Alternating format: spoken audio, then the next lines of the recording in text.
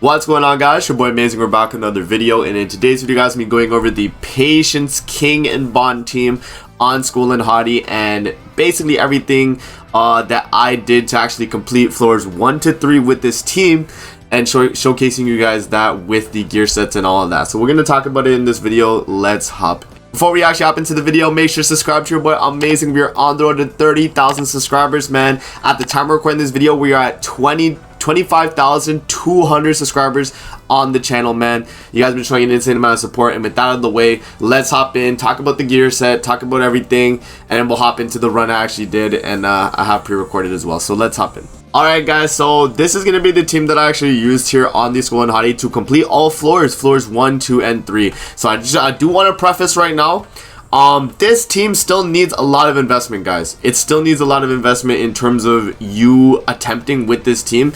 You can definitely clear floors 1 and 2.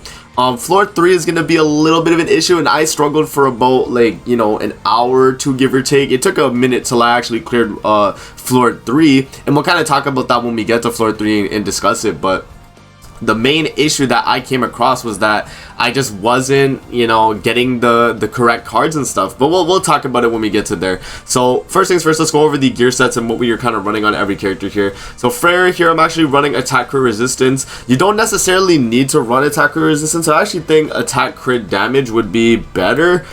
Just so your Freyr deals a little bit more damage, you could probably swap the crit damage pieces. And because, you know, Bond's going to be the one patiencing the damage and lowering the attack related of the boss, you don't necessarily need to tank as much for Freyr specifically. But, you know, if you are taking a lot of crits and they're doing a lot of damage on your Freyr, switch over to crit resistance. That's going to be a lot safer. I think crit resistance is the safer route. If you guys don't know, this is a R piece of gear that I did UR, which, you know, it wasn't necessarily needed, but I did just to get the you know, the little bit extra defense there. And then this is obviously a UR geared crit resistance piece as well. But that's the Freyr gear right there. And then we move on to Bond here. Bond's gear is actually very special. If you guys don't know what the Bond gear is going to be looking like, this is the Bond gear right here. So I took my 2 defense pieces from my Purgatory Bond, and I was like, okay, you know, it's pretty good attack, so you might as well hold on to that. You guys can see here, my R pieces in the middle are actually resistance rolls, and I did not make it UR. I did not make it SR, I mean. I left it at R. I was like, okay, you know, I think we'll be okay. As long as Bond has enough resistance, I think like you give or take like 27% plus on each piece, and you'll be good. I went for 28%. And since it costs gold to re-roll as well, I would recommend you guys can get as high resistance as you can, man. Just go for a really high resistance. You don't have to UR gear these pieces. They can stay R, and as long as you just have them resistance rolled, you can save this for Bond and just make sure he holds on to this gear, right? You don't need to give it to any other character. And then for the bottom pieces here, I didn't roll anything too crazy because the HP doesn't necessarily matter until the very last floor where you actually do take damage. But other than that, like, you know, it really doesn't matter, you know, in terms of the HP rolls you have on your Bond. You just want to have good attack rolls so he does good damage, and then you want to have resistance rolls, and then this HP roll doesn't necessarily matter because you're not going to be taking damage anyway with Bond. So you don't have to put too much investment in the bottom 2 pieces. You could focus on the middle and the top. But yeah, that's the Bond gear that I have there. Nothing too crazy, man. He does have Holy Relic, and he is level 100 SA6. And in terms of outfits, you guys will have a lot of outfits for Bond, right? Weapons, I did actually pick up 3 weapons when I got my Ragnarok Bond, so that's the reason for that. So mine will probably deal a little bit more damage than you guys, but you know, it is what it is. And then we have the HP piece as well. Yeah, that's going to be my Bond. My King here is on attack crit damage. We want to make sure he does a lot of damage and makes a strong shield. So I was like, okay, I'm not going to give him crit resistance pieces. I'm going to make sure he has the crit damage pieces in the middle. So that's my King right there. He is 6 out of 6 as another thing to take note of. Thonar here, 2 out of 6 Thonar. On the gear set, we are running attack crit resistance here, so it's like she doesn't get crit. Attack crit resistance is the way to go. And then if we actually go to the outfits there, let me go back to Thonar. If we go to outfits, I did pick up this outfit, but you don't necessarily need it. I just got it because it looks nice. And I also did pick up her weapon here, which this technically does matter in terms of damage, but other than that, it's not going to be anything too crazy, guys. The rest of them were free to play. and I did acquire them through the last Thonar and when they initially released Thonar. So that's the team rundown. We are also running the card set. Very, very important to have the card set, guys. I highly recommend this. If you are going to attempt with this team, regardless, you know what I mean? Like, regardless of what team you attempt with, you definitely want to have the card set. And yeah, with that out of the way, now we can actually hop into the run and kind of discuss how my run went. Alright guys, so here's the video here that I recorded for the run. I did have to speed up, by the way, floors 2 and 3 because of how long they took. The total like video is 16 minutes long, but we're gonna kind of run down and go through this here. So I show off the gear. It's the exact same thing as I showed earlier. You guys can see the resistance rolls, and then you can see that I do have the defense pieces there, and you can see the association links as well, and then in terms of the card set right there. So we hop in. First turn there, I skipped to the first turn. You want to make sure you do on the first turn, you want to start with the bond cards. So I do make a mistake here by attacking with Thonar there. You want to do double bond, Freyr cleave, and then do a king card. And the reason why you want to do that is because you want to get the attack related increase from Thonar's passive by doing 3 skills first. And then King's AoE is going to be a very strong tanky shield so that you don't get hit with Bond. That's the priority. You don't want Bond to get hit. That's the whole point with this team. And so like floor 1 and floor 2 is going to be very, not too bad in terms of tanking for Bond. Floor 3 you'll start to feel a little bit, you know, of damage there maybe on your Bond, especially early on until you start stacking up the attack related downs. But yeah, like, you know, it's not too bad. Like the first floor you'll do fairly good. Yeah, as you can see, every turn you want to use at least 1 king card, guys. That's a priority as well. You want to make sure you use 1 king card, and I think having Thonar and Freyr on the team as well is a must-have as well, because of the fact that they both have cancel stance, and getting the cancel stance is very beneficial. Like, you don't have Trader Meliodas on this team, so you can't ult to remove the stance. You have to have a stance removal itself to even proc it. So that's going to be very important. Like, just having the stance removal in general, I think is super important for this team, man. And yeah, Freyr obviously having the ignite immunity too, with the damage from his ultimate, like, it's really strong. I think if you were to attempt this team and you had Green Malasila, it would not be able to beat it. At least floor 3 you would not be able to beat it because of the amount of damage you're able to deal is not as much. But yeah, for floor 1, floor 2, I think you could easily beat it with you know, with a setup like that. So if you guys were like thinking about it, man, I mean, it is possible. It's just you know, Malasila unfortunately is like completely a support and doesn't really have DPS potential, so that's the only side of it where you would be like, okay, well, she's not too crazy. But yeah, man, so you guys can see, Thonar, we were able to take the gauge there. We do top deck the Freyr ultimate. We get a merge as well for Thonar, cancel stance, as like, you know, if we're gonna stay longer on this phase.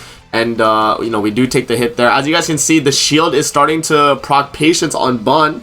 And if you guys don't know how Bond's passive works, every single turn the boss doesn't damage Bond, he's gonna lower the attack related stats of the boss by 15% to a max of, I think, 75% attack related lower. And it's a great debuff, so it can't affect the characters you have on field. And what I didn't know as well going into this fight is that the attack related lower actually carries over to every wolf following the first phase. So on phase 2 here, this Dark Wolf, you guys will see I do actually check here. And if we pause and check on the attack related lower, he's at 60% attack related lower, which means that the attack related lower carried over from the first part of the fight, right? Which is very cool. So now if I tank a turn here, basically what's going to happen is the Dark Wolf there is going to be 75% attack related lower, which is going to be kind of crazy, man. Yeah, you guys can see like the hand is pretty good too. I have double stance. I have triple stance removal actually, if I want to use it. And yeah, always using a king card every single turn to get the shield up. It's a must. It also increases your damage too, so always using king shield first, unless it's the very first turn, is going to be the way to go, so that your other characters do a good amount of damage there, right? So King gets the ultimate. King ultimate is going to be very clutch too, because if you guys don't know, King ultimate also cleanses the team. So if you ever get debuffed by the wolf, which not this turn, but the following turn I would have got debuffed, right? King will actually cleanse that, right? So holding on to the ult though for final phase is going to be the way to go. I don't think I use the ult this turn. Yeah, I think I just go for the kill. So yeah, we just rip all our strong damaging cards, and from this range I think we are able to kill. Yeah, because King does a pretty good amount of damage there, and Freyr actually does get the kill. So there we go. We move into the final phase here, and let's see what passive we get. We get the crit damage passive. So if you guys don't know, that passive is the best passive from floor 1. So if you get this passive, you might want to try going into floor 2. It's definitely a passive worth attempting, right? So yeah, there we go.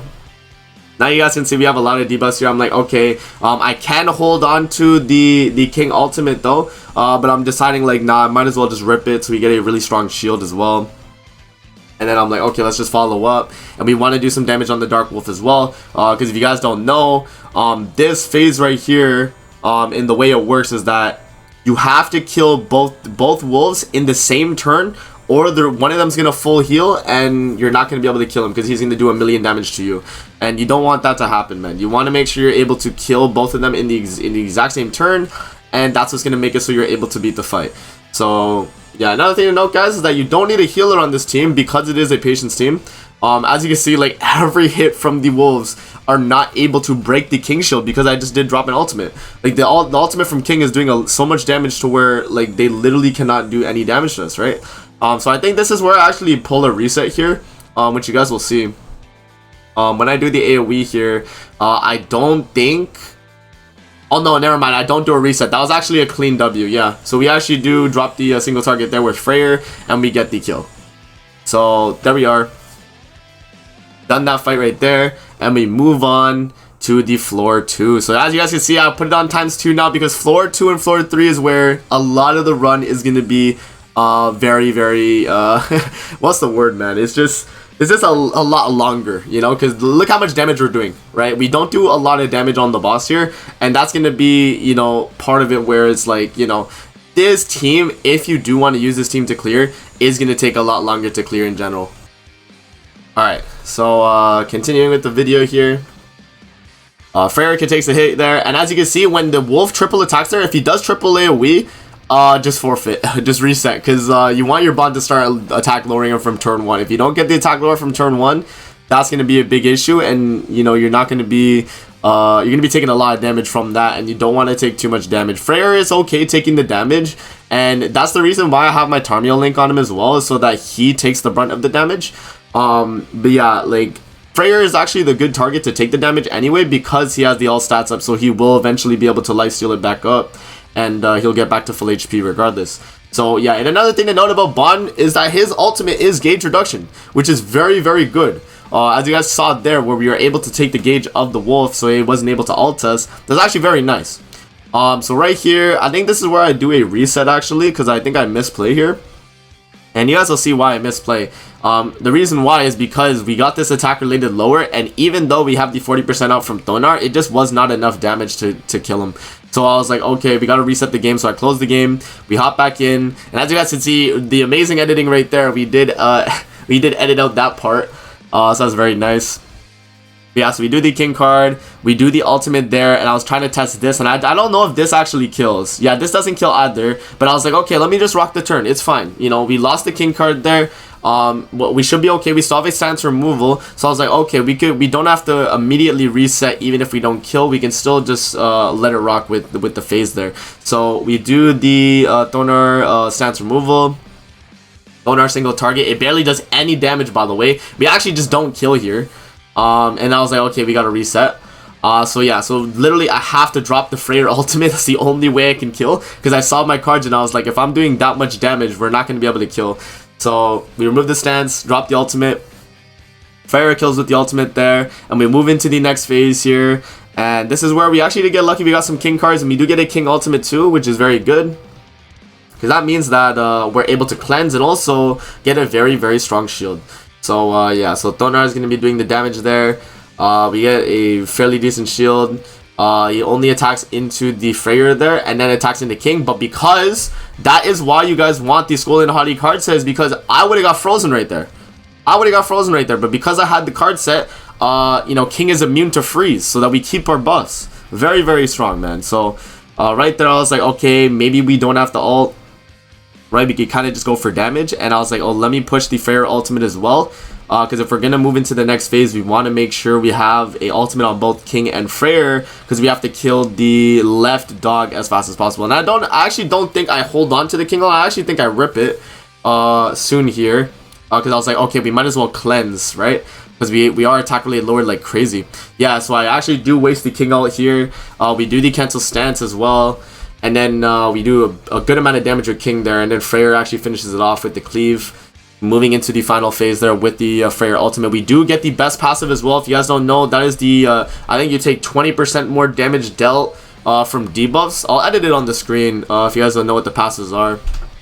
But yeah, like that's the way the passive goes. And then we drop the Freyr ultimate, the Thonar ultimate single target, and then Bond single targets here. And you guys can see I slowed down the clip. You guys will see why I slowed down the clip here, right? I put it back to normal speed. So we drop the ultimates here with Thonar, Freyr, and you guys can see here, just right here, watch what happens.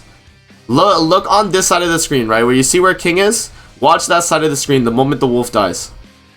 But you see king gets auto cleansed when you kill the dark wolf. So my idea was that I reset, because I saw that and I was like, wait, no, king just got cleansed, so let me reset my game. So I reset my game, I hop back in, and I'm like, okay, this time what I'm going to do is I'm just going to do the 3 cards that I did initially and then do a king card to follow up. And what that's going to do is going to make sure that the white wolf, when he does damage to me, he won't be able to do damage to me basically, because we have king patience or bond patience, right? Look at that, see? So that's why having the king shield up every single time is going to be super beneficial throughout the fight. Because without that, you're basically at a big disadvantage. You're going to take a lot of damage, and you want to be going into every single phase of this fight with full health, ideally, right? Ideally, you want to go into the next stage with full health, and having a king card every single turn is going to allow that. So that's like, you know, a lot of where the RNG comes in, just getting king cards in general.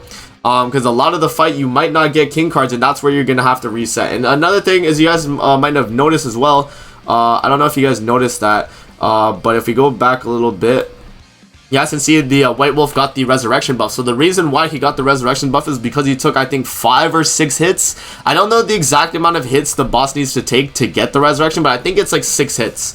Correct me if I'm wrong in the comment section below if you guys know.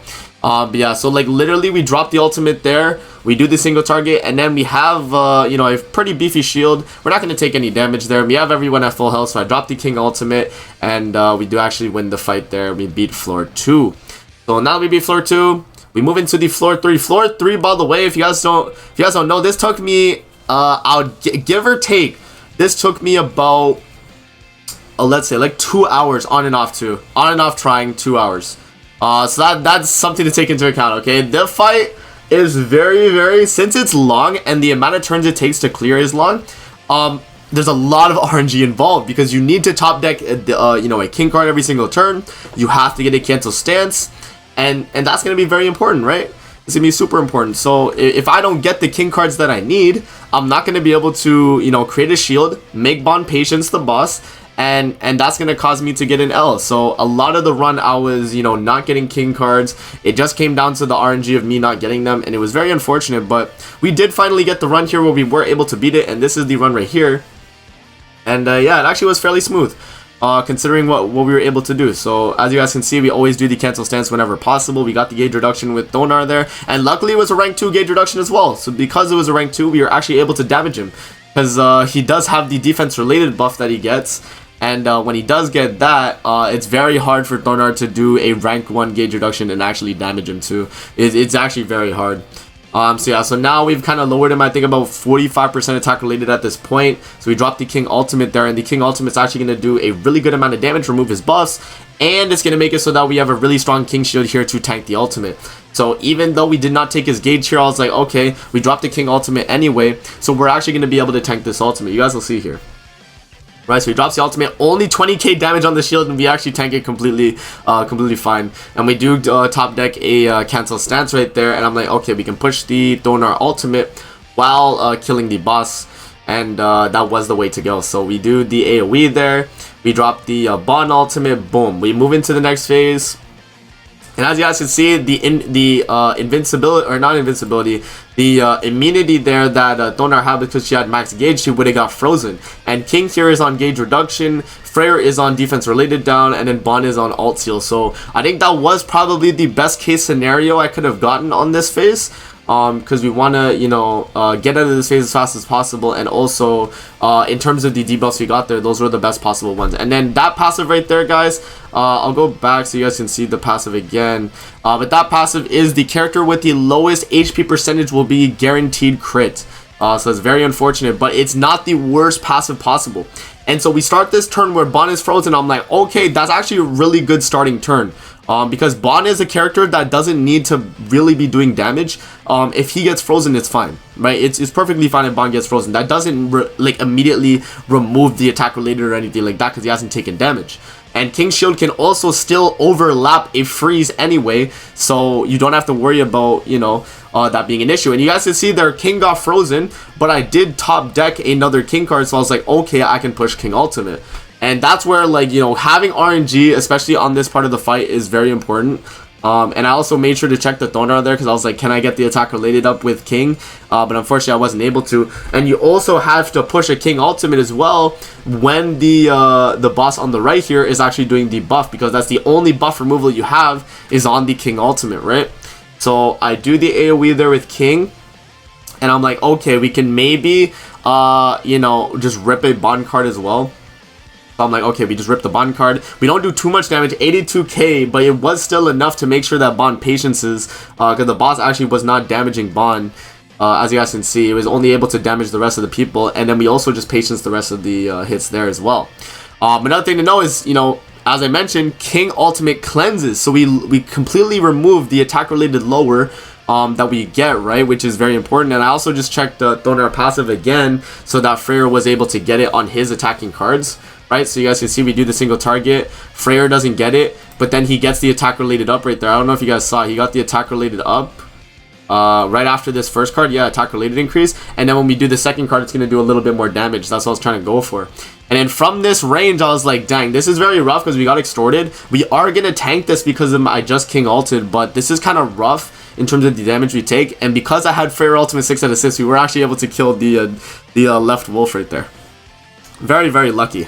I will say, a lot of this does come down to RNG and having dudes, man. It's rough. It is rough. But if you have the Bond, it's beatable, right? It's beatable. And this is where I mentioned that, like, having HP on Bond on the rolls can be okay, because this turn I didn't have a King card here, so I was like, is this kid still going to be a W run?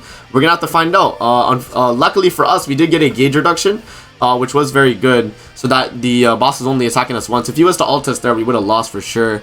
But he does the AoE, and you guys can see it finally breaks the attack related down. But from this range, we are able to kill the boss and finish out floor 3 of the fight. So kind of crazy, man. I don't necessarily recommend this team unless you guys have it like fully built. You know, the problem with the team is that you need dupes on Freyr still, like, because you can beat it without dupes on Freyr, but it's gonna be a lot harder, right? It's gonna be a lot harder. You need a lot more RNG reliance, and that's gonna be a lot of an issue, man. It's gonna be a pretty big issue, I think, you know, going through the fight. But, you know, let me know in the comment section below if this helped you guys. Regardless, I know this is a guaranteed floor 1, floor 2 clear team for sure. So if you just want to farm floor 1 and floor 2, this is going to be the team to do it. But if you want to attempt floor 3, it is able to be floor 3 if you get the correct passes and are able to go about it correctly. So that's going to be it for the video. I hope you guys enjoyed. Don't forget to like, comment, subscribe as always. If you guys want to see more videos like this, definitely let me know in the comment section below. I'm going to see you guys in the next video. Peace out and have a good rest of your day.